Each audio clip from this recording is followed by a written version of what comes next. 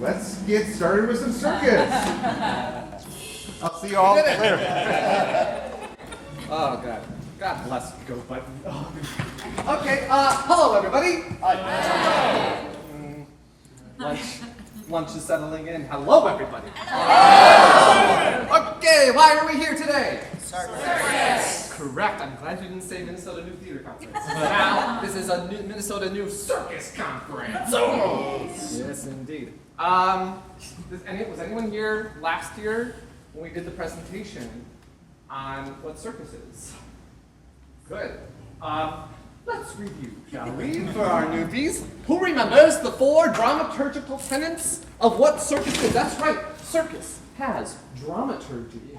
What are you talking about? Does anyone remember one of them?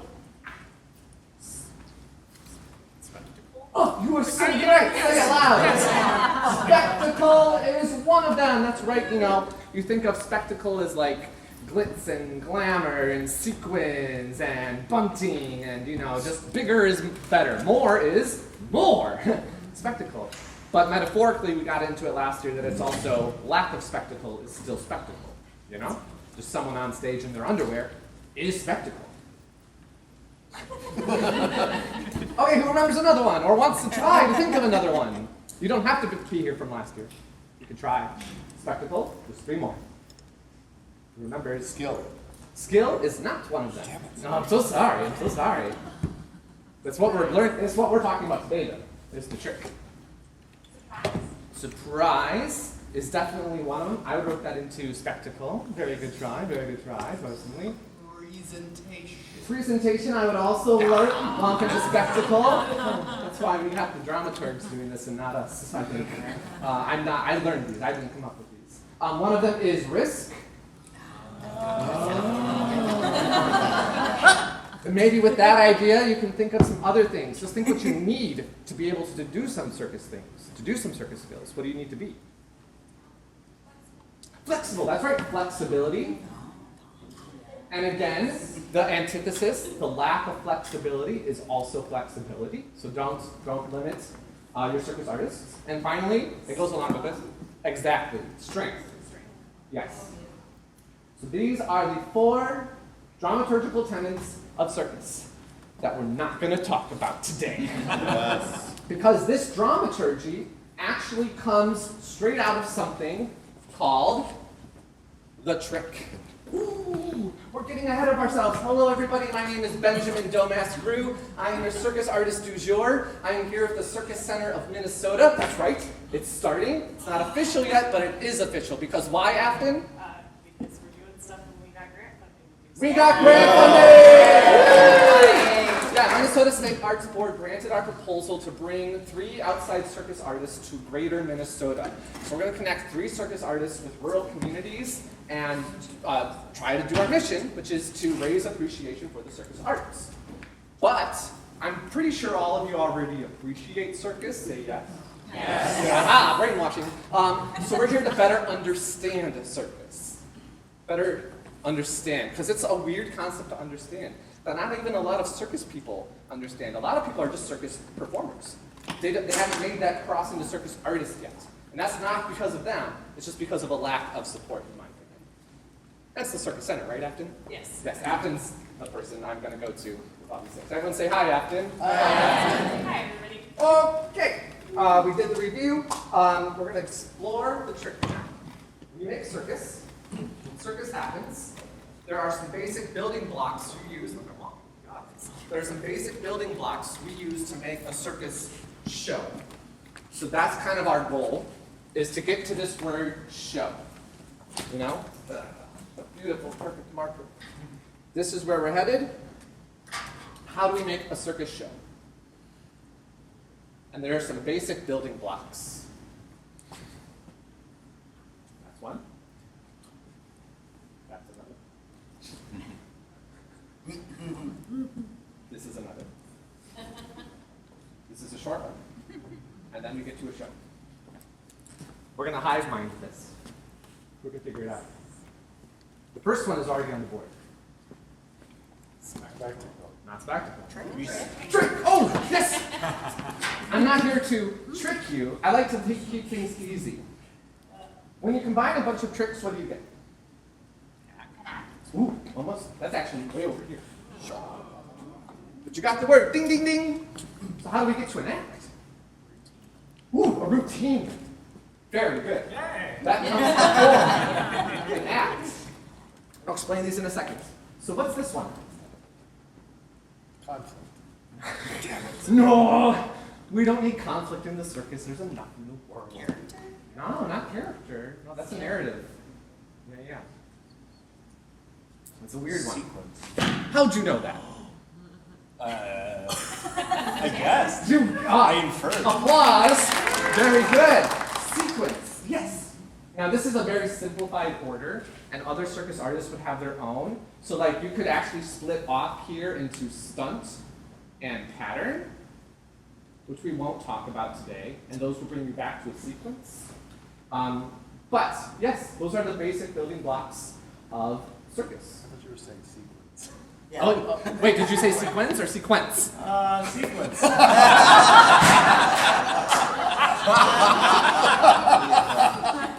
I said sequence. I did see it. Now I can't trust you. Or did I? No, I heard sequence, but. Yeah. Okay, so Captain says it's true. You've been validated by the power behind you. So, forget about these. Those are going to be the next 5 Circus Minnesota New Theater conferences. So come back for those. We'll talk about them. But today we're going to do a trick. And you'll notice that you're aligned in little groups here. And if you're in the outskirts, you can do whatever you want. I want you to get together with your group. And I'm not going to tell you the definition of trick as we're going to talk about today. But the first task is to define in your group the word trick in relation to circus, okay? So you've got note cards, you've got pens, you've got crayons. Write down things, be collaborative. Come to a shared definition for your table. And then, one little extra thing, come up with an example. And you can either do that verbally, or you can actually physically show us the trick in definition. Does that make sense? Yes. Anyone have any questions? I'm going to give you 5 minutes. 5 minutes to do this. Okay? Ready? Set. Where's my music? Go.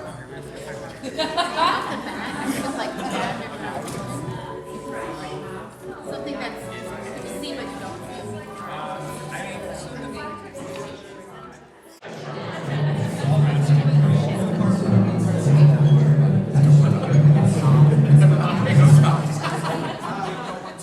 Okay. It's time. Come to a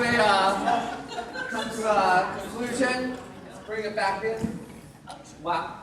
Heard some good discussions. Saw some good discussions. Let's try to define trick, shall we? Yeah. Yes. Yes, thank you. Well, you are in week. Let's just start here arbitrarily. Is that okay? Yeah. Yeah. Okay.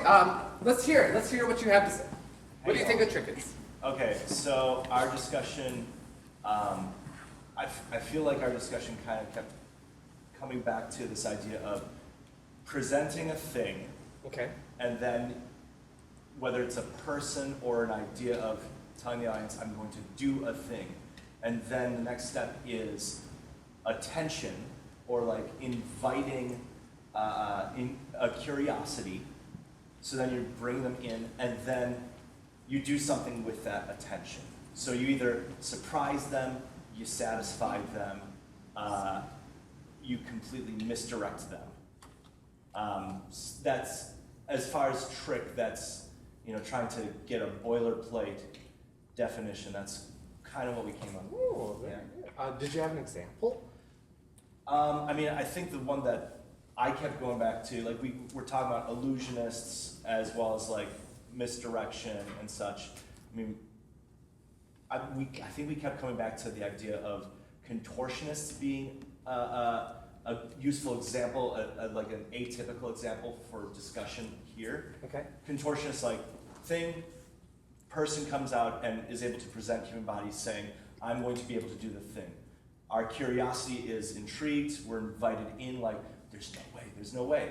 But then they're able to do that, and then, that gives a level of satisfaction, but then an added layer of expertise of presentation could be like a misdirection of saying, I'm going to do a thing, and surprise, surprise, I'm able to do it to the umpteenth degree, and like, that's impossible. Like, bring you to the point of blowing your mind. Amazing. Yeah. So I'm hearing trick is audience dependent. Yes. Okay, all right. Thank you. Round of applause. Very good. Very nice. Well done, table. Let's just move on to. Can we move on to you? Is that okay? Yeah, of course. Sure. I think what we landed on, there are a few tenets that combined to establish. We defined trick as a specialized skill with a risk of failure that excites an emotion in the audience. Special skill. Risk We're gonna learn this. of failure. For a what of the audience? That excites something in the audience, whether that's fear, whether that's surprise, joy, celebration. Interesting. So good. Okay. So I'm also hearing, for you, a trick is audience dependent. I think so. Very good. Okay. Very good. Oh wait. No applause. What was your example? Our first example was juggling. Oh, sure. Great. After my heart. We have to demonstrate it because Drew was ready. We were ready. You want to demonstrate juggling? Yes. Great. After, can you grab 3 balls from that purple case? True.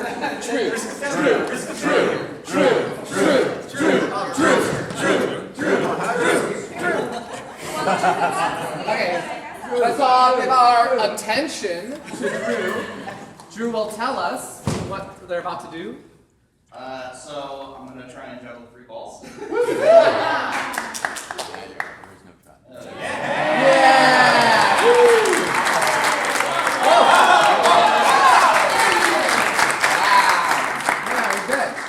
Special skill, risk of failure excites the audience. It fits your definition. I'm so happy about that. Cool. Let's move on. How about this one? Ours follows a similar pattern of ours is a single physical action that delights the audience. Okay, single action delights audience. Very good. We also talked about it having presentational quality to it, Presentation. as well as the trick itself having its own beginning, middle, end. Sure. So presentation with beginning, middle, end. Good theater. Very good. Yeah. And an example of that? Did you have Chasing a backflip. Chasing into backflip. Chase to a backflip. Chase to a backflip. Can you?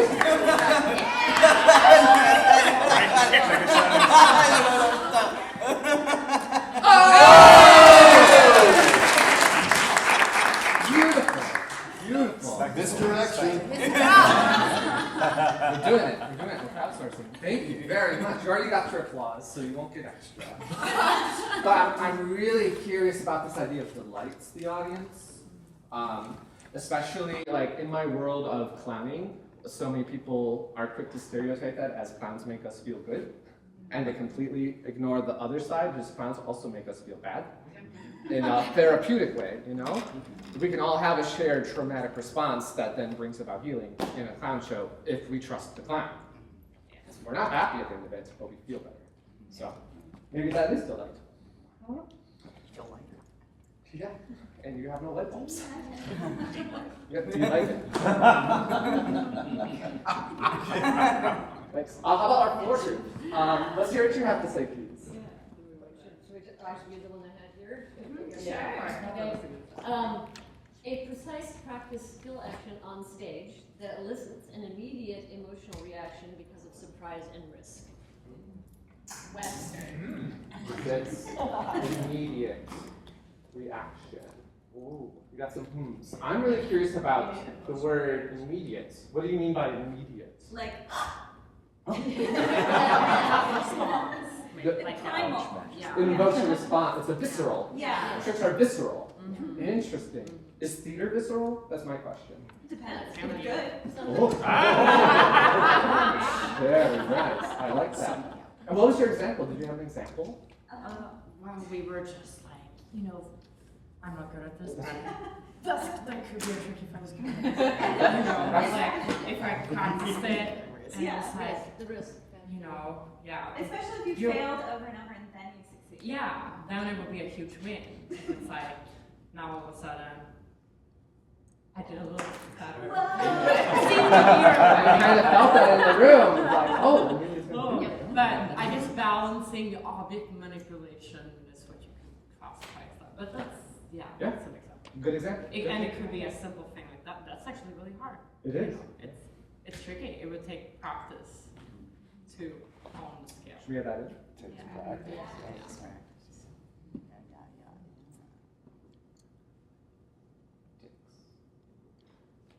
Great. Thanks, Drew. Thank you very much. Can we move to this back table here? Sure. I guess expectation shift was one. Setting up, what something should do in our mind and defining that. The risk and possibility of failure, and then skills required. Nice. Skill. Okay. Coming back to skill. I like this expectation shift. What do you mean by that?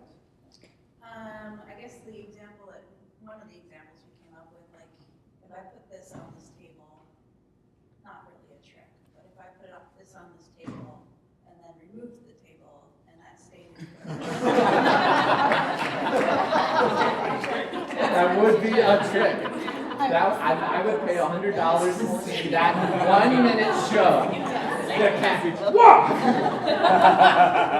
Very good. Very good. Round of applause. We'll workshop the table pole, the literal table pole. And does that mean finally? You're on finally? Yeah, so, I feel like everybody did such a great job. This is going to be, so we discussed, this is a series of unexpected things and or moments that create the trick.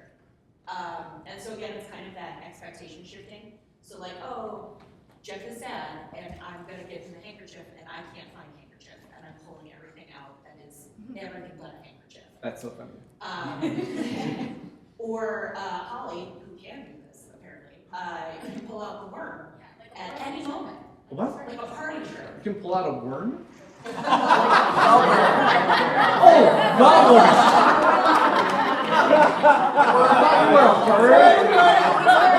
I was also watching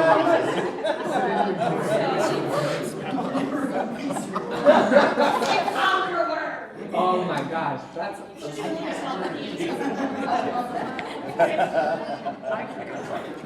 definitely next time. Wow. Those are great definitions of this idea of trick. And I don't want to say anybody's wrong. No. Just some of them. No, this is all great. And like, if you're making circus and that's where you put your bases of like, this is how we're gonna put our tricks on stage, all the power. But there is a master's thesis that came out from a circus academic. We call them circademics. And they wanted to research a trend in contemporary circus where they were putting narrative on top of tricks. Because a lot of directors weren't looking at a trick as valid enough. So, this author, this researcher, the scientist, Sebastian Kahn, comes up with this definition. So feel free to write it down if you like. It's a long one. A trick is a technical fact. There you go. All right. Workshop over. Technical fact. And we will talk about this. We will go into this. It's not over. There's some things about this. What does that invoke? What do those two words mean to you when we say that? It's what? Sterile. It's very academic. Yes, absolutely. I read technical as technique. Sure. Yes. Yeah. Yep. It's a learned skill. A learned skill. Right. It is the thing itself. It doesn't need anything else. The thing itself it's all, we can't reduce it, you know? Yeah. So, you know, maybe some of you have experience with circus, and I've seen a lot of circus. So there are shows where it's like there is this narrative, there's this weird imposed dramaturgy. You see circus artists on a rope, you know, and they're struggling to climb the rope. And there's this like whole narrative of, oh, it's so hard that they're struggling to climb the rope. And then they do a rap and they fall. And that signifies they've been defeated. And the question is, do we need to do that? Is that still circus? Or have we kind of put circus into a theater production? And that's kind of where we're at with circus right now, is trying to figure out what separates circus from theater and to isolate the artistic expressive properties of what circus is. Which is why we look at these 4 things as our dramaturgical foundation, and we use the trick to demonstrate how we appear. I have this thing I'm working on where theater is storytelling and circus is story making. So the audience will go and leave and become the storytellers after they see something that happens in the space together. Yeah? Yeah. Okay. So let's go into this idea of technical fact. I'll go through the dry academia, and then I'll show you some examples. So trick is a technical fact. We are seeing a trick for what it actually does. We're not using it as a base of mimesis, where we reduce it to a representation, such as the climb or the drop. And the meaning, the dramaturgy, this meaning that affects us as viewers arises from the different intensities, rhythms, and affections that we then attribute to our circus. So that's why I didn't open the chat. It's very boring. So here's how I think of it. Do you want to hear how I think of it? Yeah. Okay, great. So glad you asked. Here's my banana. So, where should I do this? Have you all written this down? Can I erase this? Yeah. Yeah? Okay, great. Oh, wait. Tricky. Okay, here's how I think of this. There is a baseline. There's a baseline, okay? And the baseline has to do with 3 things. Body plus object plus environment. Okay? We all have these 3 things. Doesn't matter what your body is, doesn't matter what the object is, doesn't matter what environment you're within, but those are 3 elements that are going to shape your trick and how your trick is going to affect an audience. My very simple baseline. My hand holds a ball in a room. The circus show is starting. Okay? Now we're going to move on from that. We're going to do a trick, which we just defined. We're going to do a technical fact with these 3 elements. Okay? In my example, my hand throws a ball up and catches the ball in the same hand in the same room.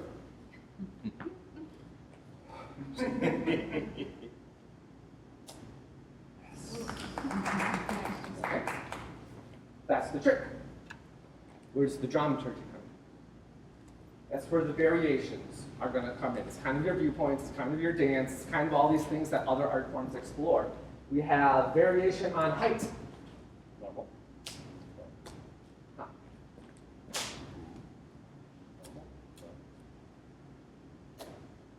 3 different feelings, 3 different things, all the same baseline, all the same trick.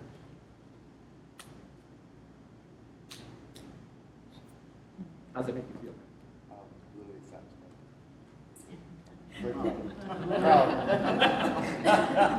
So now we have a variation that we can bring in, another example of this idea, technical fact. This is a soft ball.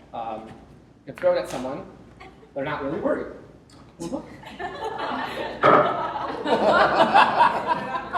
My juggling rocks.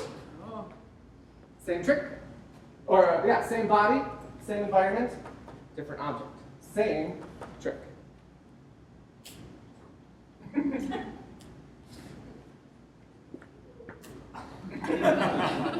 What do you feel now? Danger. And Same idea, same body, same environment, different object.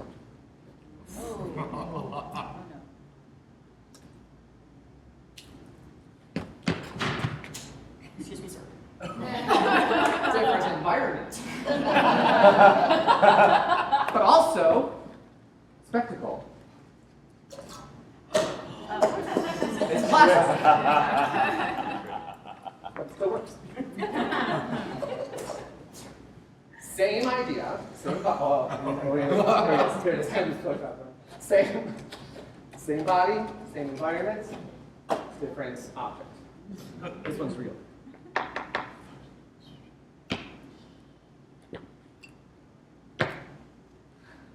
Makes me juggle different.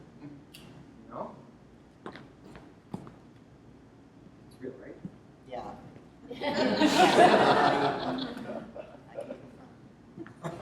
So finally, because of this, I already kind of alluded to it. Different environment, right? We got it. Changes everything in the room. And I'm not putting any dramaturg, any narrative, like, I don't like you, so I'm going to juggle. It just changes how it affects us. The trick is valid. You won't imagine how many times I've been hired by a theater company to be a juggler, and they say, can you just go juggle in the background? I'm not really doing art. I'm not even juggling. You know, I'm just a set piece at that point. You should just hire an actor who wants to juggle, you know? Nothing against that, but they're going to do a lot better job acting for you than I will do acting for you. Variations on environment, blah, blah, blah, all these tricks. I brought more examples, like as jugglers, we have our performing props. This is a juggling club I used to decorate to look like a bottle. Here's an actual glass bottle. You can even just feel that different tension from yourselves. You're watching this one more, probably. Questions or thoughts on that? It's like it's really tapping into human nature. How do you mean? Well, when you're saying that the bottle like pays so much more attention to something that would harm someone or us, as opposed to something that's important or scary. Right, right. I mean, that comes back to our dramaturgical principles. Just from that bottle, we are invoking risk. It's very simple, as opposed to the bottle, which is invoking, I think, spectacle maybe. It's kind of a pretty bottle. There's not much else to bring out. Is it adding consequence to the risk? It could add consequence. It could. I mean, that's something that's just sort of innate, I suppose. I don't know if I'm adding it, as so much it already exists. Yeah. If you drop a bottle, it's gonna break, and we rely on that information. A baby, Dropping it is failure, but breaking it is forever. is You know. a consequence, yeah. Isn't risk just the threat of consequence? Whoa. Is it? Can you say it louder? Isn't risk just the threat of consequence? Good thing. I'm not here to say yes or no. Yeah? So with the baseline, with tricks that are not interacting with like a prop outside of yourself, would the equation be like body and then the object is your body, like with proportionism, or is it just body plus environment? Sure. What do you think? I don't know. What I asked. Yeah, I don't know either. You know, these three elements are interchangeable. You can subtract, add, or anything. We can change the environment by moving outside the room. You can change a contortionist's body by making them like have a blindfold, right? That could be the object you're adding on, and now you're going to explore these tricks. That's where the art comes in, really. I had a similar question, and I was like, okay, then in that situation with like an acrobat or a contortionist, like then does like the floor becomes the object because it's the body interacting with that. Yeah. What's the difference? I would ask this to circus people and see their answer. So I'm going to ask you, new circus people, what's the difference between a standing back tuck and a back somersault in the air? What are the two differences there? height, distance, yeah, proximity would be one. It's the same trick, it's the same motion. One, you have to catch a trapeze as well, you know. The other one, you have to physically use your legs more. You have to get that power first. We're gonna go, that's a whole different lecture, I think. But things to think about. And now you're thinking like a circus artist. Which tells me, if there are no other questions, it's time to move to our practical portion of the lecture. Okay. If you have one ball, please hold it high in the air. If you have one ball, please put it down by your hip. We're going to learn how to do the perfect throw and the perfect catch. So everyone do this. Boop, boop, boop. Everybody do this. Boop, boop. We're doing this. If we all do it, it's not stupid. Okay, draw a window in front of you. That's the basic window. Your hands are going to be at the bottom two corners of this window. You're going to use those top two corners to aim. To do a juggling throw, the basic baseline trick we're going to learn here, you're going to bring your hand down, scoop it up through the middle, aiming for the opposite corner, and you're going to let it come down to your hand. Keep your hand down low by the bottom throw. So again, watch, scoop in, push up through the middle, aim for that corner, and catch it low. So up, and up, and Doesn't matter if you start with the left or right. it does not matter. But go back and forth as you keep going. Very good. Think about the scoop. If your ball has broken open, I was just teaching kids the other day, it's not your fault. It's more likely their fault. If it's broken open, it's something else. Yeah. Throw up and throw it up and I saw. Oh, it's close. That's funny. That's a different, that is a trick. But it looks really cool. Everyone scooting close to Evie. Okay. So hold your prop. If this is our baseline throw, then anything else we do with this idea is now our trick. You know, we made this our baseline. This is now, we can now make tricks. So anything you add is a trick. So watch this. Okay. So let's try that. Throw, clap. Throw, clap. Yes, feel it, feel it.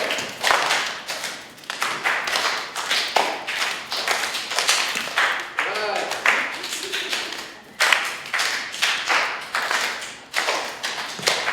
Okay, hold your prop. Let's explore this idea of body relationship to object. We already did one body relationship, but now let's go back to the idea of variation. Let's do a low throw. Let's do a high.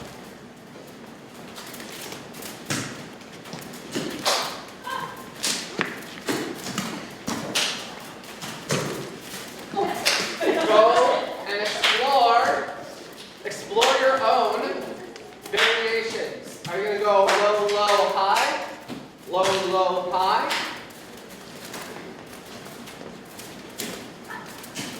Is your hand going to go up with the throw? Body relationship and still throw. Is your hand going to go up and you're going to catch high? Explore these relationships. Yeah, if you're gutsy, see how a clap fits in a low one. Can you do a low clap? How many can you get under a high throw?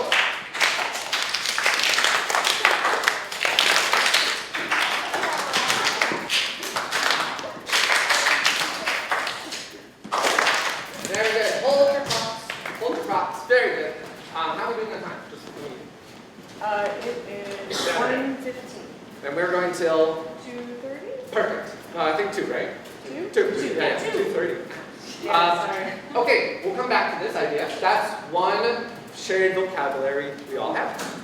Let's talk about this idea of the object in relation to the body again. Take your hands, put them out in front of you.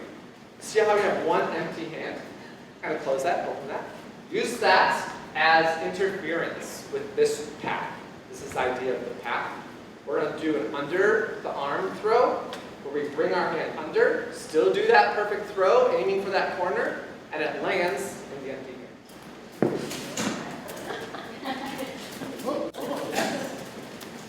And if that works, look, your other hand is now empty, you can send it back that same way. Yes, very good. Very, very good. Wonderful.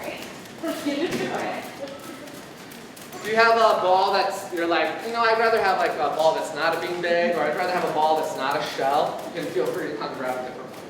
But it's up to you. I like the beanbags for all the vocabulary we're going to work on today. Okay, great. So this is going from under, up, and catching. We can also go the opposite way. In juggling, we think about this vocabulary as anything you can do forward, you can do backwards. So now, instead of bringing the ball under the empty hand, bring the empty hand under the ball, and throw the ball into the empty hand. And uncross. Empty hand under, throw, and uncross. That should work. Right? So this is that idea of a trick is a learned skill as well. That's a new thing we don't do. So under and throw to the underhand. Under empty hand. Yeah, right? It's a brain. It's kind of a brain fuck, you know? It's like, what's going on here? And now we're going to do it even more. Hooray! So jugglers are interesting brains. I mean, all circus disciplines have a different brain. Jugglers are the weirdest because it's the safest, so we can go the weirder places without worrying about breaking our neck. So you're going to do this. You're going to do under the wrist with the ball, and then you can go back. Are we? We're going to go back. So under. It looks like this, full speed. 1, 2, 1, 2. So ball under, hand under, hand under. It's all in relation. It's easier to read it than right? conceptualize it. Yes.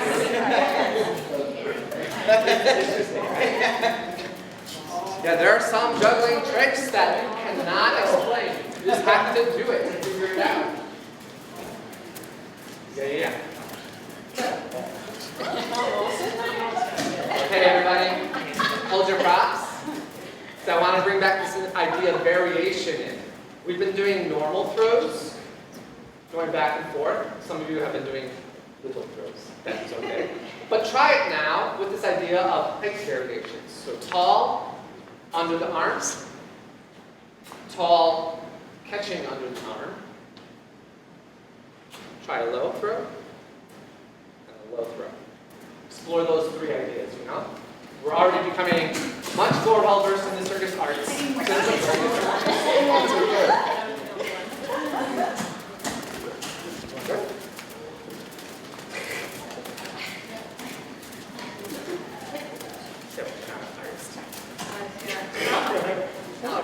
Good. I've never felt like such an old dog in my life. Good, yes. Old dogs can catch, though. That's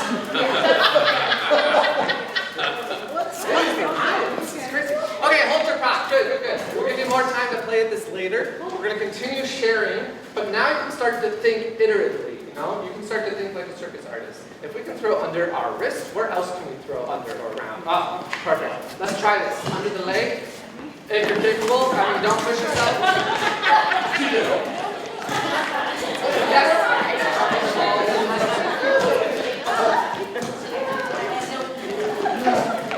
Good. So think about this idea of your throw. These are all the same throws, you know? These are all a throw up. So make sure when you're under your leg, you're giving it the height it deserves, you know? Don't take away from the height, unless you're choosing to do that.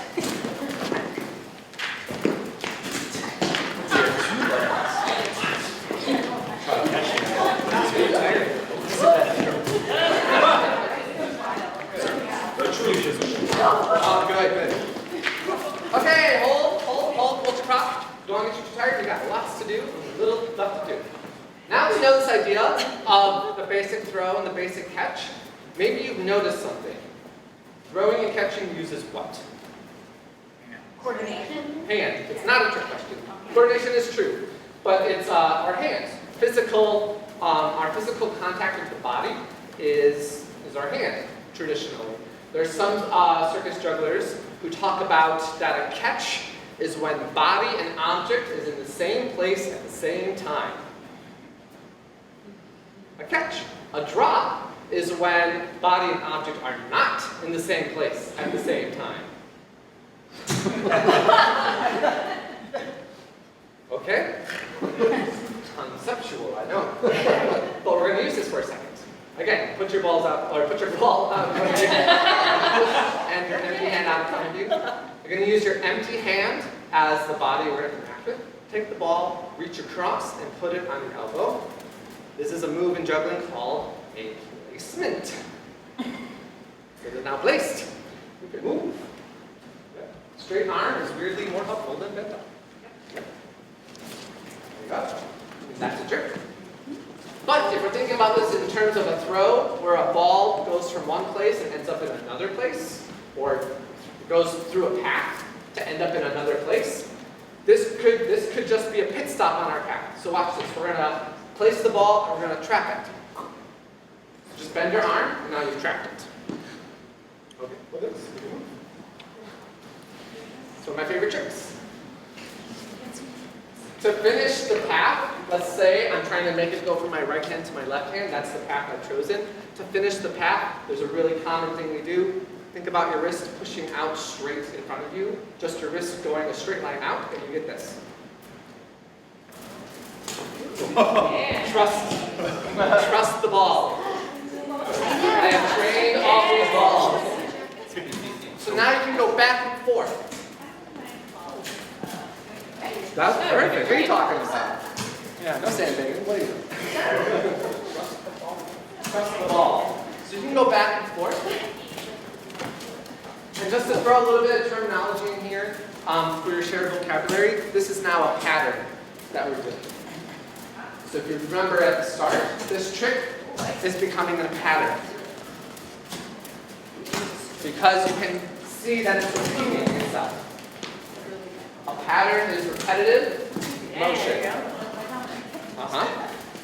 That's placement. Where else can we place a ball? Back of the neck. Back of the neck. Placed.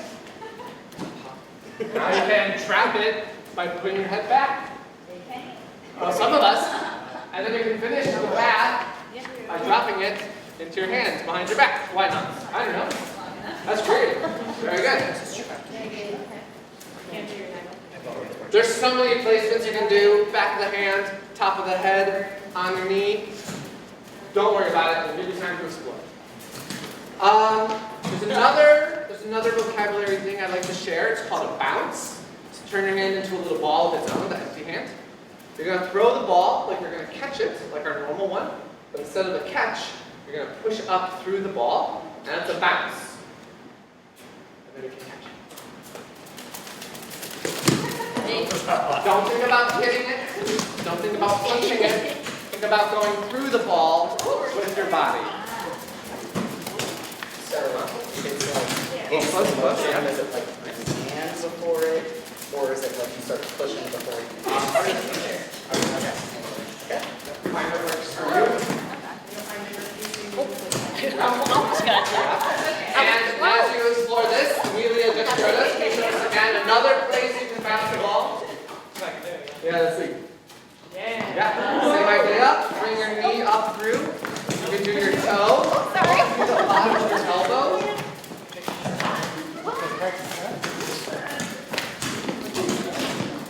Yeah. Bounce it off your head. Oh yeah. Afton wants to. Do you want to show it? Sure. Okay. Here's the favorite bounce where you get body, object, and another object involved. The old shirt trampoline. If you're wearing appropriate clothes, you can try that. But you can go find a friend and use your wrist. Sorry. Teamwork. Okay, great. Hold your prop. And check this out. We had this idea of when body and object are not in the same place, that's called a what? Drop. Right. But that doesn't mean, I don't actually think that's a great definition. There's another circus person who says that a drop is when something unintended happens. So I intend to catch it, and I don't, that would be a drop. However, if I choose to do that, it's no longer a drop. I intended for that to happen. But we still call it a drop. So everyone try to do a drop. And while we're here, if you like this idea, you can do something called a roll. So that's body, object, environment. The environment's here. This is a roll. And then you can choose what other path you want to come up. Or you can do another vocabulary. Check this out. Take the ball. Put it on your toe. Raise your toe up a little bit so it stays there. If you have a round ball, it might be a little more difficult. Grab the string attached to your knee and bend your knee. And then you're going to kick your foot forward, just your foot hinging at the knee. And you're going to pick up. Pick up. Make sure your toes stay up if you're going to do this one. Otherwise, it'll go straight across the room. Yeah. Now there's one more thing I want to teach us. And it's an odd one because it's going to use another body. So could I have you up? Stand with a partner facing them. Put both hands out. You'll notice that they have an empty hand and that the partner has an empty hand. You can kind of assume a pass. This is the idea of a pass. It's a very basic, boring pass. Here's another good one.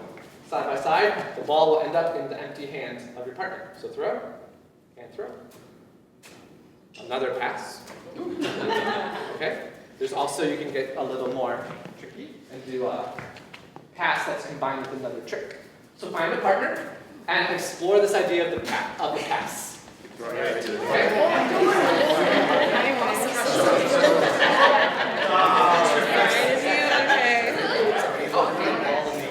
Is it like this? You're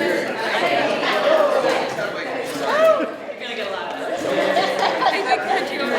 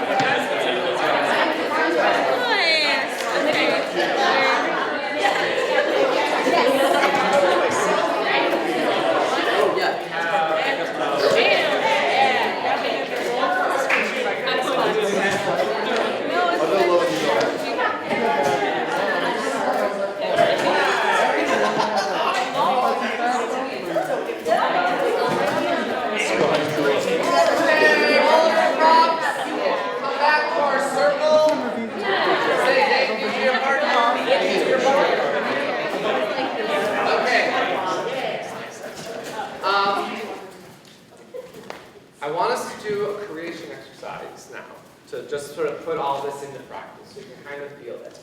But first, a little detour. Juggling has a language.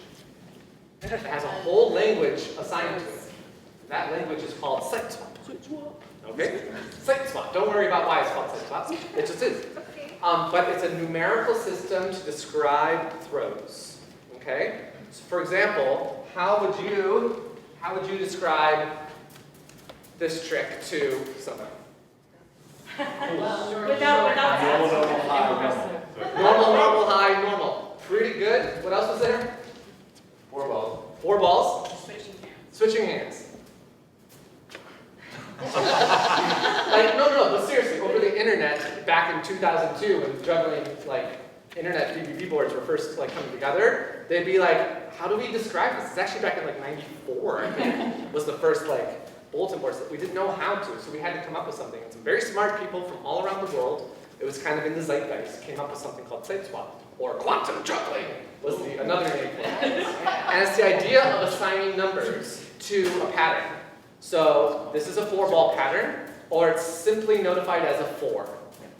This is the trick, and we call it a 7-5-3-1. Back into 4. Yeah. Okay, so let's look at this. Let's look at this. The normal throw. All right, let's all try this. Just the perfect throw, perfect catch. That is called a 3. What is it called? A 3. And that's because in 3 beats, the object is ready to be thrown again. Okay, 3, or even a 3. No, it's a very fast 3. It doesn't attribute to that. There's a 4, which we just saw. It's coming straight up and coming back down. In 4 beats, it's ready to be thrown again. Same hand. It's slightly higher than that 3. That's a 4. Yep. On this same wavelength, then, a 5 would be 5 beats. So that's a little higher. A 6 is like a 4, but even taller. Comes back to the same hand, a 6. A 7 would be above that. What are you noticing? Odds and evens are doing something. Exactly, very good. So then that means how do we go down? What's a 2? Can you repeat that last thing? I just didn't hear what she said. Odd comes back to the same hand. No. And I'm sorry. Odd crosses. Even stays on the same side. And we can play with that. Like it's malleable, but that's the basic. Which then asks us, what's a 2? Anyone guess what a 2 is? Not an under. Yeah, it's a little toss. It comes back in 2 beats. 1, 2, 1, 2, 1. You're right. This is 1. What's a 0? No. Nothing. Nothing. No beats. No beats. 0. That's a number system. As you get up to 9, we're not going to go to 10, because that would be read as 1, 0, which would be 1, 0. So we then switch over to letters. So we have A, which is how you would juggle 10 balls. You have B, which is how you juggle 11. You have C, which is how you juggle 12, and so on. So you could quantifiably write out words and find valid site swaps for them. But don't worry about that. Because now we're going to do a creation exercise. I want you to get into a group of your choosing. It could be just you, it could be a partner, it could be a trio, it could be where you were sitting before. But we want to explore this idea of tricks in a sequence. And I want you to explore the dramaturgy behind it. So you're with me? So in your group, you're going to make a sequence. It could be just one person doing it. It could be all of you doing it at the same time. You're going to use body, object, environment to make the sequence. And you're going to use the tricks as the basis for this sequence. And so I would say you can choose however many tricks in the sequence you want. I usually keep it at 8, just to give me some guidelines. So for example, this could be my sequence. 1, 2, 5, 6, 7. Okay, that's very simple. I think you're more creative than that. You might be able to use like the environment. 1, 2, 3, 4. I don't know. You get creative. You could use the environment of like this part of the environment. 1, 2. Okay, make the theater man. You can get creative and pass it to somebody. Like, we're going to explore just the innate dramaturgy within the tricks, without character, without a story. Just use the sequence to express how you're feeling about what we just learned. And if you hate it, it can be that. It could just be dropping, you know? I would watch a juggling show. Someone doing this.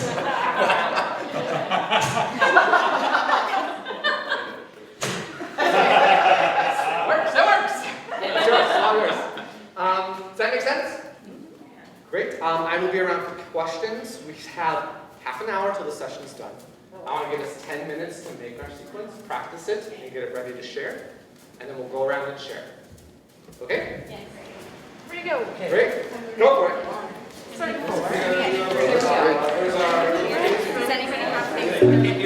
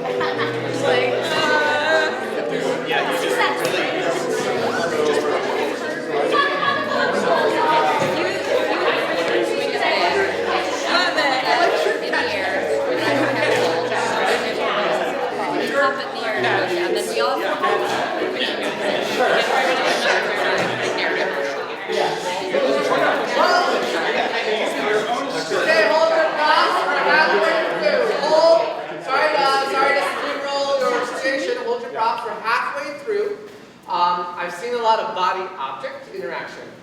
Thumbs up, good. Think about how you can incorporate your environment now. Distance between you and each other, your proximity to the floor, maybe how you incorporate something that's solid, like a wall, into your thing. Get creative and think about that as one ingredient, or start thinking about repetition in terms of like, if you're doing this, or this, can you do it more than once? And that's repetition. Or think about speed, you know? Like how are you changing the physical dimension of your tricks now? Start laying on the dynamics. I see a lot of foundation. So now let's add some dynamics to it. Yes? Okay, let's go. Let's try again. 5 more minutes. Like, sat down. Sit. We all sit in a row. We can start close to each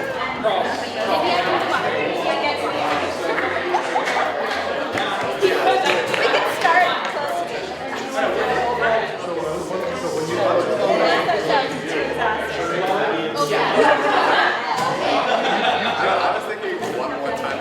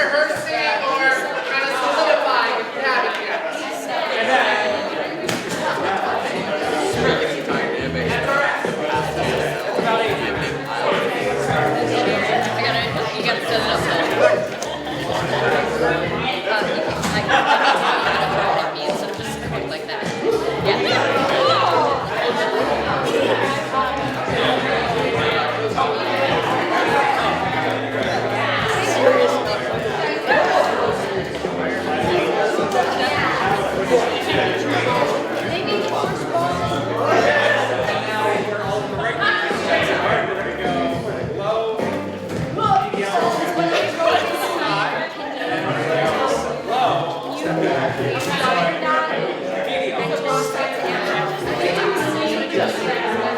maybe we step back again, like if we're here really, really tall one.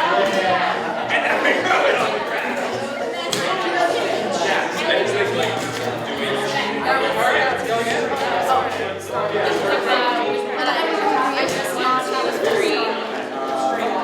Okay, so she's not so high to that. And then I'm gonna throw it back. Let's try again. We're on our last minute. Last minute.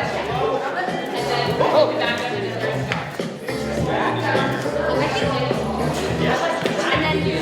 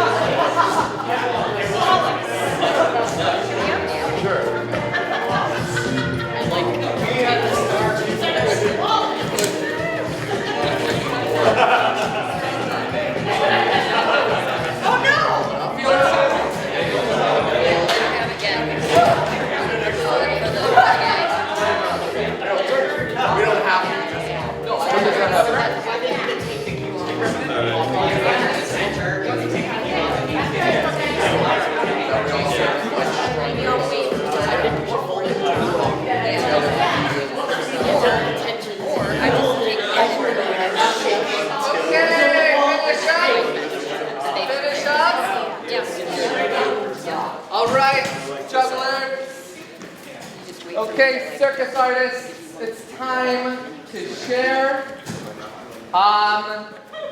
It seems like we have some site-specific pieces. So why don't we just kind of sit down where we are if we're able, or grab a chair until we go back. Just remember where you are, and where you're going to perform. And are there any volunteers who want to go first? All right, we have a volunteer. So as you watch, observe what you've been thinking about, or just enjoy it. Okay.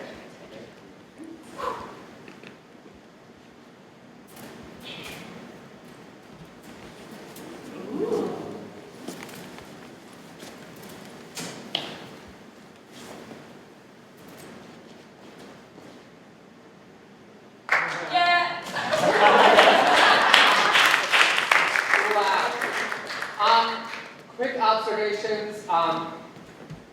What did you notice? pattern. Pattern? Like going forwards and then backwards. Forwards and backwards? Drop? One question is, how does tension or atmosphere emerge without a story? There was waiting. There's waiting, I think the pace felt like it was accelerating. acceleration, could have been nerves, could have been choice, I don't know. We don't know as an audience.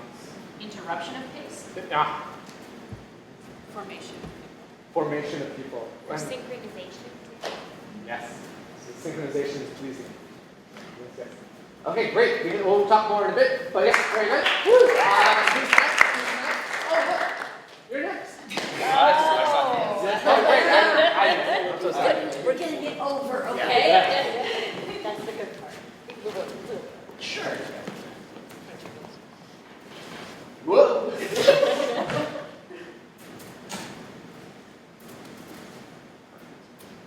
Just like we drew it up.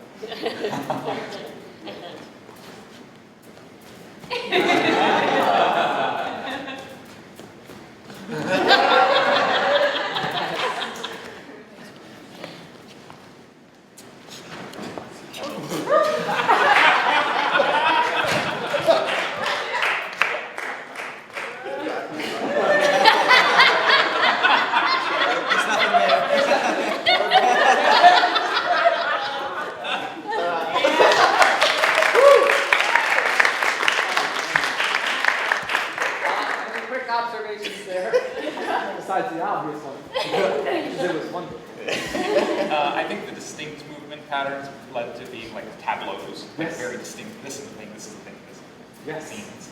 I like that. Anything else? Yeah? I liked the sense of urgency of running underneath the basket while Right. going like this really fast. And again, so there we go back to this idea, the dramaturgy is coming out of the trick. It's not out of a story that we sat down and wrote. And that's an interesting thing to denote, that our tricks are telling us things that we don't even know about some things. Great. There are hands somewhere else? Yes. Okay. All right. Oh. Oh, yes. Yes.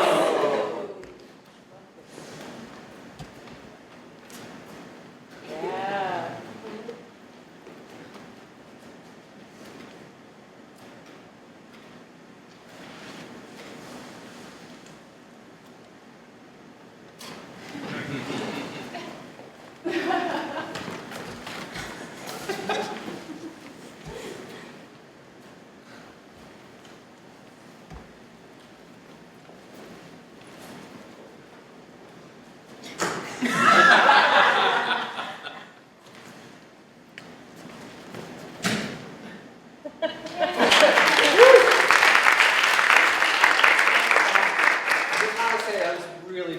Just like in terms of everything, it was just that for me, beauty is recognition, and I just am recognizing a lot of beauty in this.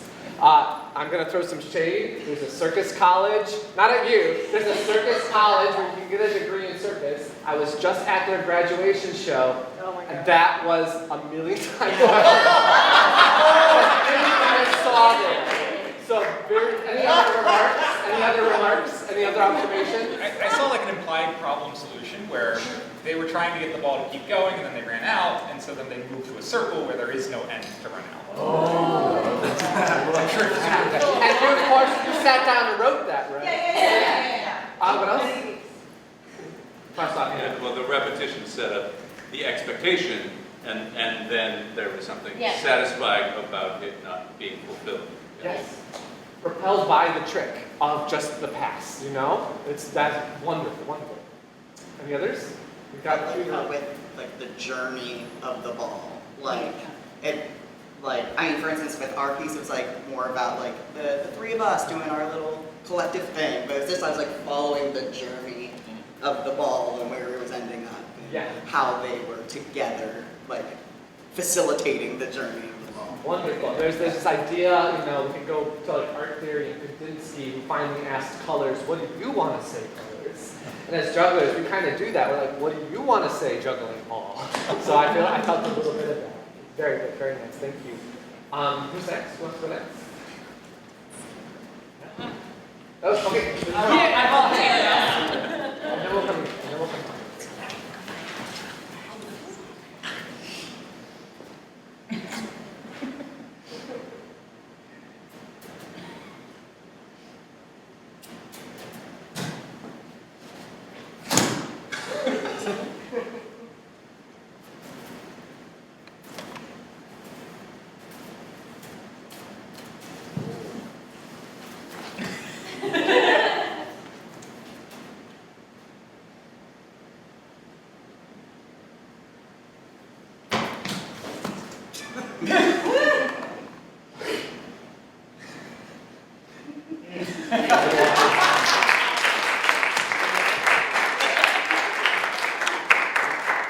One of my parts that stood out to me was that increasing speed of that pass. That's another thing I could watch for half an hour on stage. It's just the tempo going back and forth like that for forever. Any other observations? I can't help but make it a story as they're facing off at each other. It becomes a competition or a gunfight or something. You can take the clown out of Dellard, but you can't take the Dellard out of the clown. Very good. They started where they ended. Back. Like it could start. Could be a loop. Yes. Never ending. Yeah, the whole thing is repetition. That, again, you can put that into a show very easily. Yes.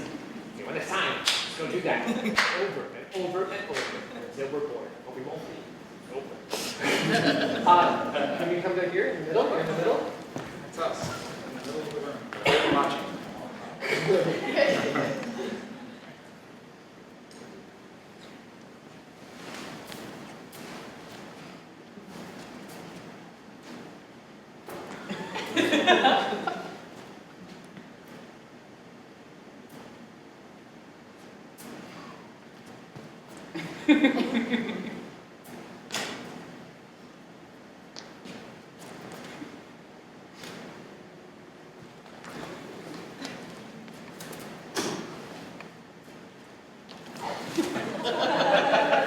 I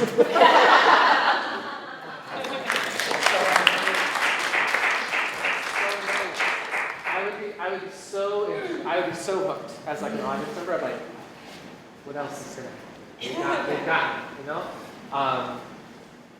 Observations from people? Spatial change. Same trick? Proximity. Yeah. Simple pass.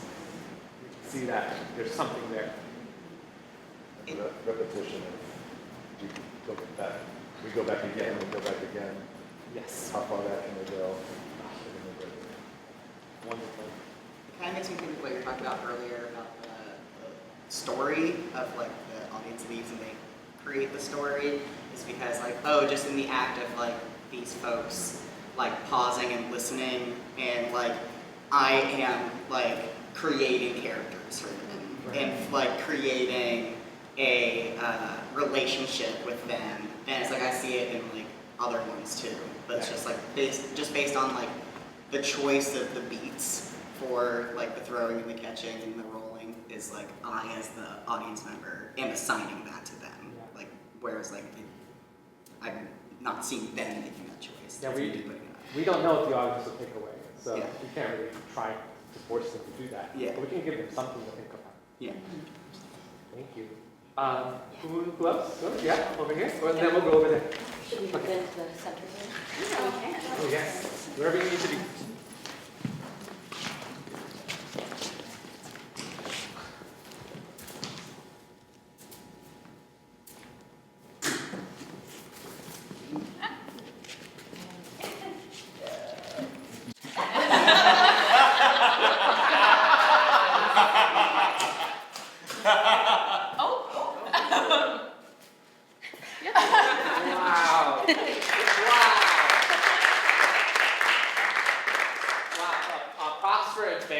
Circus of 2 different actions happening at the same time. That's Circus 401 stuff right there. Wow. What do we notice? This one was very different, I would say. There was asymmetry in it, and I liked it. Environment included costumes. Yes.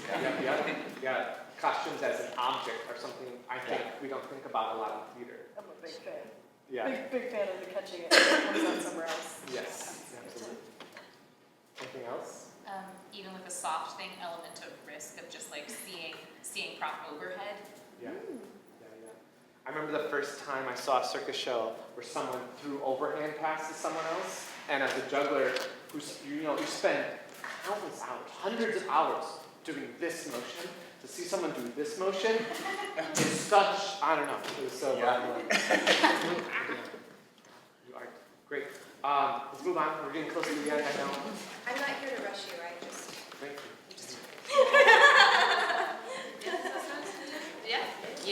Yeah.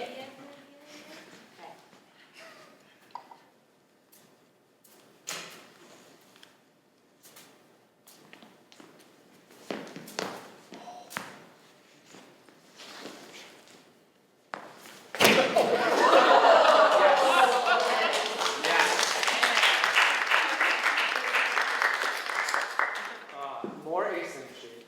I love the high, medium, low that you did. I love this tension of the wall. So I don't know. I felt like something big was going to happen to each other, and then it happened out from each other, which was really cool to see. Any other observations?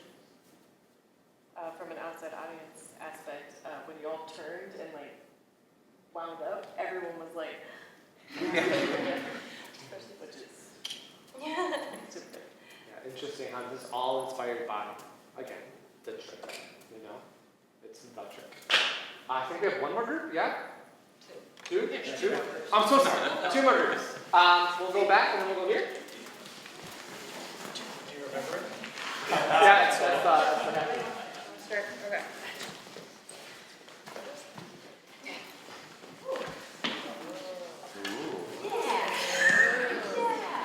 Hold your horses. Not where you're expecting.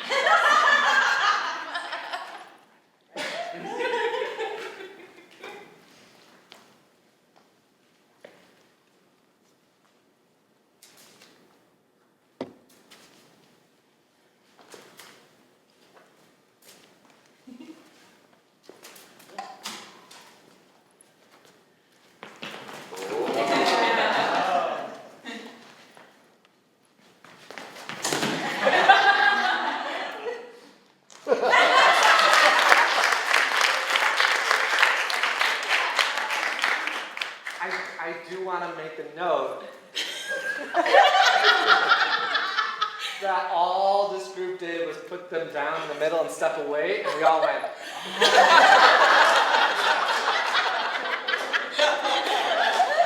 The moment before. So I think we're all becoming connoisseurs. But did anyone notice anything else that they'd like to mention and share? Well, when you see like different tricks from different groups strung together too, then there's also like pattern break between larger tricks, and so just different setup. The brain is like different, like Yes. new picture. And like that's all it takes. Yeah, that's what I like about Circus is that novelty, that cleverness, that spectacle, that I don't know. That's why I think Circus is like the future, you know? Just because I think we're all craving something new that isn't competition based or a retold story from Hollywood again. And so I think that's why Circus has the elements I'm interested in, at least. Thank you. We're demonstrating that. And finally, right? Yes. All right, I think it was good. Hope I can remember this.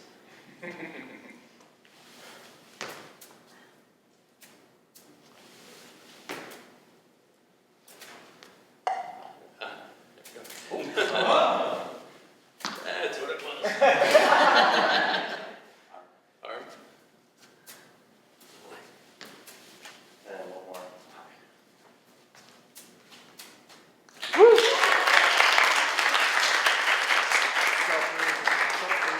Well-executed sequence of tricks is like the bread and butter of our circus. Any observations on here? Oh, I'm so sorry. I was watching them. It might have been intentional because you may have planned it so that it would be coordinated, but with it being kind of like one and then the other, I made up a story of mentor-mentee. Yeah, that's what it felt like too. It's like just the slight variation in timing can like really make you create an entire different story in your head. Yeah. It created a really nice asymmetry. It's a really beautiful thing. And there's like, if you ever work with like youth circuses, you'll find that actual dynamic is a lot in youth circus performances, because it's nice to have like a more skilled, the less skilled to have shared the time and get used to performing on stage. So you can utilize that to then put on something, I guess is what I'm trying to say. But yeah, you tapped into it. You got it. Maybe subconsciously. Any other thoughts or anything? This is a very different way of thinking than I'm used to. Can you say more on that? Well, we were just trying to come up with a sequence that made sense, and I was thinking of the timing and things like that, but there's also the things I can actually do. You know, what can I, like, just starting with what I can execute and going from there. Yes. Is really tough, and then finding variation within that versus like, here's what we're trying to make, and let's aim for that. You know, it's building from inside out, I think. It's very interesting. A very interesting observation. And it's why a lot of circus people get addicted to the training. They want to get to the point where they can finally do what they do. But as we've seen here, sometimes just a simple pass down is so effective already. Like we don't have to try so hard. We're already enough. Let's just put what we are on stage and go from there. Okay, we have reached the end. I know we're at like 2 o'clock. My final question is, do you have any questions for me about circus at all? This is your one chance. I know everything about circus, and I will tell you this, or at least get you close to it. What was the name of the organization or board that is starting? So we're starting something called the Circus Center of Minnesota. There's a ton of circus spaces already in Minnesota. There's the Twin Cities Craft Free Centers, Elias Aerial Arts, North Star Circus, Circus Juventus, Stomping Ground, a few others. But there's no real venue for circus performance. And there's no real, I think, audience cultivated to sign and demand more of what we're exploring today. So we're here to support the already current circus infrastructure while providing an avenue for circus artists to come and express who they are. So Circus Center Minnesota, keep your eyes open. You can follow me on Instagram and Facebook, and we'll be posting about it. Yeah, kind of along that, do you do like other workshops or classes? Or? Yeah, I do a lot of classes and teaching and privates and coaching and circus directing and all that stuff. So if you have any interest in that, let me know. I can either help or I can direct you to the people who can help. And so you were talking about distinguishing theater from circus. Yes. Is that towards keeping them separate or just toward defining what it is and then adding them back together? Yeah, I think everything, you know, like a multidisciplinary show is some of my favorite shows. That's how I work. But I think when we are talking about circus, I've just run into this idea of like, we need a juggler. And it's like, no, you need an actor. Yeah. And just making sure that we're not conflating things that don't need to be conflated. So we're not doing disservice or disrespecting people in their art form and stuff like that. You're forgetting about the narrative entirely within a circus show because you're trying to put theater into a circus production, and then it gets lost along the way as the performance goes on, and then at the end, the audience is like, there was a story. They look at it and they say, that was French. Yes. What happened? What was the end of the story? And it's not existing because it gets lost. Yeah, there's a great page called Circus Memes. Yeah. And they just posted one. It's the Anakin and what's her face Padme meme, and it goes, circus is an undeveloped art form. It needs to be elevated with the addition of theater or dance. And she goes, well, you're gonna make sure your artists have proper theater training, right? Right? So yeah, you'll see a lot of bad acting at theater too, or at circus theater. So yeah, my thing I want you to take away as you walk out today is think about how does this apply to your theater, to your making, your physical theater, your devised theater, your ensemble theater. How does this apply?